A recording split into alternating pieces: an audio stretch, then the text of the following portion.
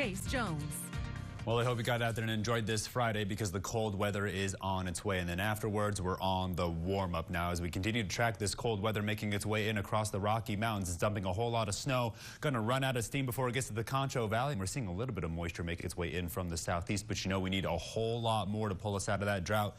Temperatures over the last 24 hours really comfortable, all the way down into those mid-50s, all the way up into those about lower 80s. And we're cooling off pretty slowly despite those clear skies and those calm winds down into those lower 60s. And we're going to level out somewhere in those upper 40s, and then we're not going to get that warm by tomorrow. 60 in San Angelo, everybody else in a healthy combination of those mid to lower 70s, if not those upper 60s across the entire Concho Valley. 61 in Sterling City, 75 down there in Junction, 14 degrees across the entire Concho Valley. But you can see where that cold air is trying to slide its way in, and you can see some of those colder temperatures near Big Lake and Mertz, and so that's where our attention is pointed at, towards the northwest as that cold air tries to slide its way in. Now you see that instability off towards the southeast. Dew points are down there in those 50s and those 40s, while humidity indices in those 40s and those 50s. Up towards the northwest, dew points are in those 50s and in those teens and those 20s, while humidity indices are also in those teens and those 20s. But that's where we're tracking that instability and keeping our attention off towards the northeast for some of that severe weather to slide its way in. Now, moisture tracking, I'm going to show you where that cold air is going to make its way in by tomorrow, fighting around the Edwards Plateau. And then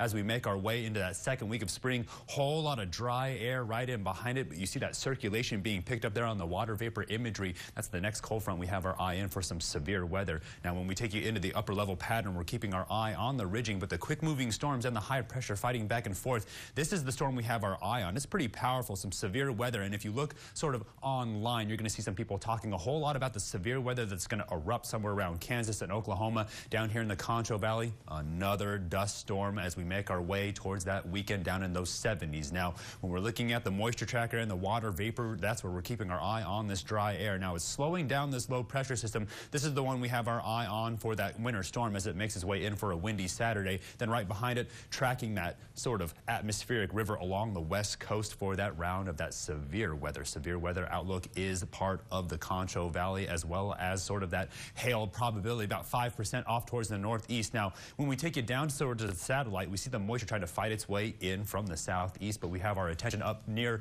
sort of those hail regions and that severe weather. The radars are cranked on right now, so you see it fighting around Junction and moving up near Brady, but we are, again, looking up towards the northwest and the northeast for more convection around the Edwards Plateau. Here goes the futurecast as we watch some of that cold air try to fight its way in. You see that low cloud cover and then sort of hovering around the Concho Valley. But again, we're going to keep our eye off towards the south to make sure it doesn't sneak in up on us. And then you're going to see a whole lot of quick moving cloud cover for Saturday. That's where we're going to see those high winds. Now, we take you into the high winds because they're pretty much just variable and all over the place until they get more organized. Somewhere around lunchtime, they'll push out of the north, and then you'll see some of that cold air as we try to warm up by tomorrow. So keep the extra layer close because I promise you by daylight savings time, we are going to be up into those 60s. So tonight, down into those 40s, about 20 more degrees to go. So go ahead and shut the windows now because tomorrow that cold air is going to be here. But I promise you the last cold day for a while, but not the last windy one. By Sunday, up into those 60s as we kick off the second week of spring,